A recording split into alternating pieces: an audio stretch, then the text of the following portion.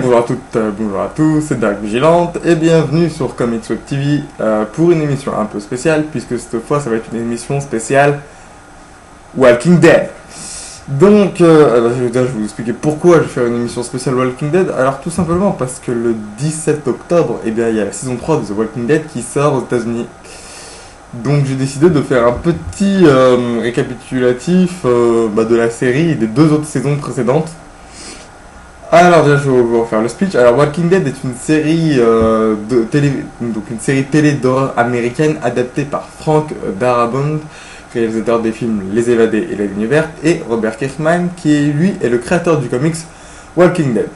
Donc elle est diffusée depuis le 31 octobre 2010 sur AMC et la série est actuellement composée de 2 saisons et une troisième est confirmée pour le 17 octobre. La première saison est composée de 6 épisodes, la deuxième de 13 et 16 sont prévus pour la troisième. Après la diffusion de la saison 1, parce que quand même la saison 1 a été quelque chose d'assez important, ça a été un buzz de ouf, et il y a 6 web épisodes du nom de Walking Dead Torn Apart qui ont été mis en ligne à partir du 3 octobre 2011. Et en fait, ils retracent les épisodes, donc c'est des épisodes, des web épisodes de 2 à 5 minutes. Et en fait, ils retracent l'épisode du premier zombie que le héros, donc Rick, rencontre dans la série. Et en fait, ce héros, c'est un zombie en fait qui est découpé au niveau du ventre. Et ils l'ont appelé la Bicycle Girl, la fille tronc en fait. Et donc c'est le premier zombie en fait qui va placer le contexte. C'est le premier monstre que Rick voit. Et en fait, c'est le premier personnage qui va lui... Enfin, c'est carrément devenu un personnage à part entière. Vous tapez sur Google Walking Dead Bicycle Girl, vous allez trouver des images, quoi. C'est vraiment devenu un personnage, en fait, méga important de la série. C'est le premier zombie que Rick rencontre, quoi. Et que, bon, après, il se passe un truc, mais je n'en dirai pas plus. En fait, donc ce personnage, son vrai nom, c'est Anna. Et c'est une mère, en fait, qui tente de sauver ses enfants parce que ça part un peu en sucette, on va dire, hein. Les zombies, tout ça, etc. Bon, donc en fait, elle, son truc c'était d'essayer de sauver ses enfants. Mais bon, on sait qu'apparemment, ça va pas trop être possible. Mais je vous en dis pas plus, je vous spoil pas, mais les épisodes sont disponibles sur Dailymotion. Vous tapez The Walking Dead Torn Apart, VOSTFR sur Dailymotion. Vous allez trouver les 6 épisodes, comme je dis, qui sont compris entre 1 et 2 minutes de diffusion. Donc là, on en est à la saison 3. Avec la saison 2 qui a un cliff de malade. Donc là je vais spoiler pour ceux qui lisent pas les comics et pour ceux qui n'ont pas vu la saison 2. Donc attendez-vous, bouchez-vous les oreilles. Donc en fait la saison 3 s'inspira de l'arc des comics avec la prison et le gouverneur. Et c'est des arcs en fait qui tuent.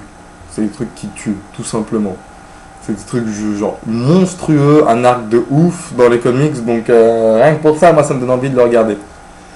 Donc d'ailleurs en parlant donc on va parler quand même un peu du contexte parce que faut savoir quand même dans cette série de zombies c'est un peu particulier parce que les zombies en fait c'est pas l'action n'est pas n'est pas centrée sur les zombies mais plus sur le contexte psychologique des personnages parce que en fait c'est une série, le point fort de la série c'est qu'elle n'est pas uniquement centrée sur les zombies qui bouffent les gens, elle est centrée sur les relations du groupe de survivants, les relations qu'ils ont entre eux. C'est vraiment très bien mis en place. C'est plus centré sur les relations humaines et psychologiques du groupe de survivants et les relations qu'ils ont entre eux. Et c'est vraiment un bon point, je trouve. Donc après, il y a tout un groupe de personnages. Il y a le héros Rick Grimes, sa femme, son fils, son collègue. Il y a plein d'autres gens. Il y a deux personnages que j'adore. C'est le chinois, Glenn, et Daryl Dixon. Le mec avec l'arbalète. C'est vraiment des personnages que j'adore, mais c'est vraiment, surtout Daryl Dixon, c'est mon personnage préféré, quoi. C'est vraiment l'un des personnages que je préfère. Donc, pour revenir sur les zombies. Donc comme je dis, les zombies en fait ne représentent que le contexte psychologique de l'histoire. Et les zombies de Walking Dead, en fait, c'est... ils sont... déjà, ils ne sont pas appelés clairement zombies parce qu'en fait, j'ai appris que si on utilisait le mot zombie dans un film, on devait payer des droits. Hein, c'est pas une blague, on doit payer des droits. Donc, ils sont surnommés les rôdeurs. Hein, pas mal quand même, bien joué. Et en fait, on peut. Donc, c'est des zombies, tout ce qu'il y a de plus classique. c'est plus classique, tu sais, comme si c'était classique d'avoir des zombies. N'importe quoi. Donc c'est des zombies tout ce qui est plus classique en fait, c'est-à-dire que par une simple morsure en fait, ou une griffure, ou en fait dès qu'on est en contact avec le sang d'un zombie, on est contaminé. Mais donc en fait il suffit d'être mordu, griffé ou être en contact avec le sang de zombie et bim contaminé. Et donc après il y a la fièvre, des hallucinations, et après on claque. Et sous une période de 3 à 8 heures après la mort, bim, réveil en zombie. Et une fois que c'est réveillé en zombie, il n'y a plus passage-retour possible, c'est fini, il y a même pas d'antidote. Comme dans Resident Evil, dans les films, il y a un antidote. Bah là, il n'y a même pas d'antidote, c'est rien. Une fois qu'on s'est fait mort, c'est tant pis pour nous, c'est fini. Et on n'a plus qu'à se transformer. Et après, bah, quand c'est un zombie, le seul moyen de le tuer, c'est une balle dans la tête. Hein. Enfin, pas une balle dans la tête, mais un truc qui explose le cerveau, quoi. Ça peut être une flèche d'un arc ou d'une arbalète ou une balle. Enfin bref, un truc qui lui explose le cerveau, quoi. Parce qu'en fait, ce qui se passe, c'est que quand on est un zombie, là je rentre un peu dans des détails techniques, hein, mais le mec il s'y connaît à fond en zombie, t'sais.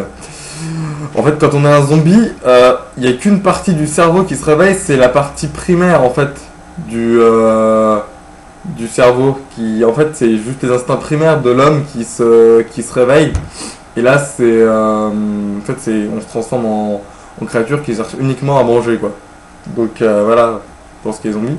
Et à la fin de la deuxième saison, en fait, les personnages apprennent que, en fait, on est tous infectés. Quoi qu'il arrive, on est tous infectés, même si on est mort, par exemple, de cause naturelle, ou par exemple parce qu'on a eu le cou brisé, parce qu'on s'est pris une balle dans la tête, et ben, on se réveille encore, enfin, même après avoir été mort, disons, de façon pas zombiesque, et bien, on se réveille en zombie. Quoi qu'il arrive, de toute façon, dès qu'on est mort, on se réveille en zombie, quoi qu'il arrive. Donc, ils apprennent ça à la fin de la saison 2. Donc, c'est quand même... ça relève un peu de danger, parce que même s'il y a un mort, quoi qu'il arrive, il sera zombifié. Donc ouais, ça j'ai bien aimé, ouais. J'ai bien aimé ce contexte. Donc voilà, ça c'était pour les zombies. Mais ils représentent, comme je dis, en fait l'univers, que le background.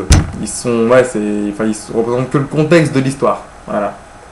Donc après, quand même, super important, on va parler de la comparaison avec le comics, parce que quand même, Walking Dead c'est une série de comics avant tout. Donc les comics en VF, je parle uniquement en VF, hein. Donc en VF, ils sont composés de 16 tomes. Il y en a un 17e en cours de réalisation, je crois. Il y a quand même pas mal de différences entre le comics et la série télé. Bon, ça ne change pas du tout de l'histoire principale, hein, je vous rassure. Hein, c'est pareil, quoi. Ça change pas du contexte original. Et même la trame narrative, ça change pas du tout. Mais d'ailleurs, par contre, un truc que j'ai vachement aimé, c'est que... en fait, il y a certaines scènes... certains plans de la série qui sont repris tels quels de certaines planches du comics. Et ça, c'est vraiment génial, quoi. Ça va jusqu'au cadrage de planches qui sont incrustées en tant que plan de la série. Je pense notamment quand il voit la femme tronc, quand il va dans la ville avec le cheval, tout ça. C'est juste énorme, quoi. Vraiment des plans du comics qui sont pris à l'exactitude près. Et qui sont transcrits qui sont transcrits en plan de série, mais c'est vraiment ça à l'exactitude près, quoi. C'est juste génial. Moi, ça, je trouve ça génial et j'adore. Franchement, quand j'ai lu le comics et j'ai vu des épisodes, je me suis dit, oh putain, merde, c'est le même plan, quoi. Donc, ouais, génial, moi, j'ai bien adoré. Après, on a pas mal de...